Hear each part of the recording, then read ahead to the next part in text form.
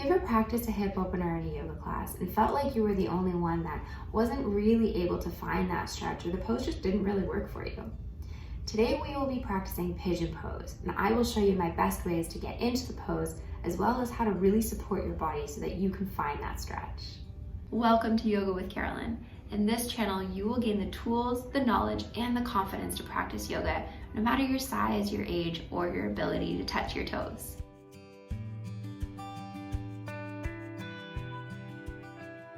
So Pigeon Pose, a hip opener. You may have noticed I've got a chair beside me. So the chair is one of the props that we're going to be using in Pigeon Pose today as one of the modifications. So grab your props because you're going to want the chair for today. If you've never practiced Pigeon Pose before, it's a really nice prop for you to use. And we've also got the usual. I've got my bolster behind me, my pillow, my blocks, my trusty dictionary if you don't have a block, and a blanket. So we are going to start in tabletop position, so on hands and knees. So if right off the bat you hear we're going to be on our knees and you get a little bit worried about the sensitivity of your knees, that's why we have the blanket. So grab hold of your blanket and place it on your yoga mat so that you've got that extra cushioning underneath of your knees. And if you've got the chair and if you know you are going to be using the chair, you're going to place it so that it's at the top end of your mat, and then make sure that you've got all of your other props towards the front end of your mat so that you can grab them as you make your way into the shape. So coming into your tabletop position, this is how we're going to make our way into the shape. We're going to start with the right leg. So grounding down into that left knee, reach the right leg back behind you, beginning to just kind of find that length in the right leg. And then to come into the shape, you're going to bring that right knee towards the right wrist. Just start off with that. And then bring your attention to your left leg as you use your toes to kind of inch your left leg back. So making sure that you've got that cushioning underneath of that left knee, because that's the one that's going to, the left knee is going to be the one that's going to want the cushioning in this shape. So before we come into the shape, before we come into any sort of modifications or variations, couple safety things, couple alignment things as you come into Pigeon Pose.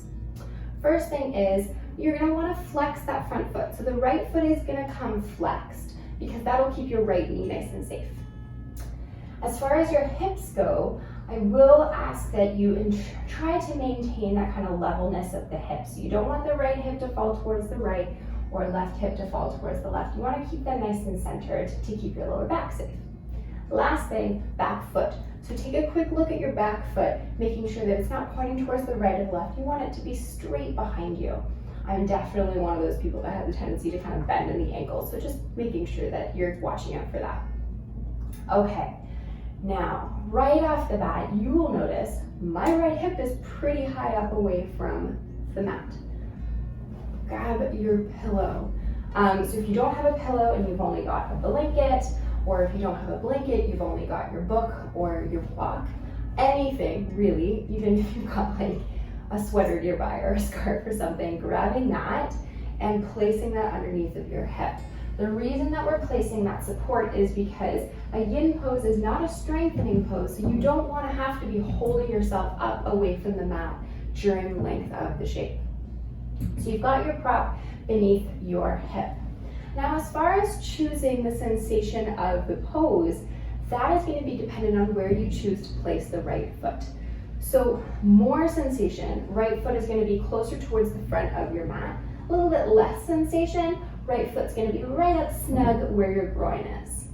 Okay, now the chair. So as I've been chatting and as you've been listening, you might notice that staying upright on your fingertips isn't really comfortable. This is a yin pose, right? So it's supposed to be somewhat relaxing. So the chair is your friend as far as propping yourself up, so you're not having to hold yourself up on your fingertips. So this is your option, your modification number one. Take a second here and check in. How does this feel? Does this feel good? Are you finding a stretch? Are you feeling any sort of pain anywhere? If you are, back out of it. The last option I'm going to give you is probably going to be the one for you. If you feel like, no, like I could probably kind of increase the sensation, there could be a little bit more going on. And that might be your invitation to come down a little bit more. So you can move that chair out of the way. And then this is where we get kind of fancy with the structure to support the forearms as you come into it. So this is one of my favorites by using the 2 blocks that you might have, or the 2 books or whatever. Grabbing hold of your bolster or an extra pillow if you've got it, and placing the bolster on top of the blocks. You can choose the height of the blocks depending on how high or how low you'd like to go.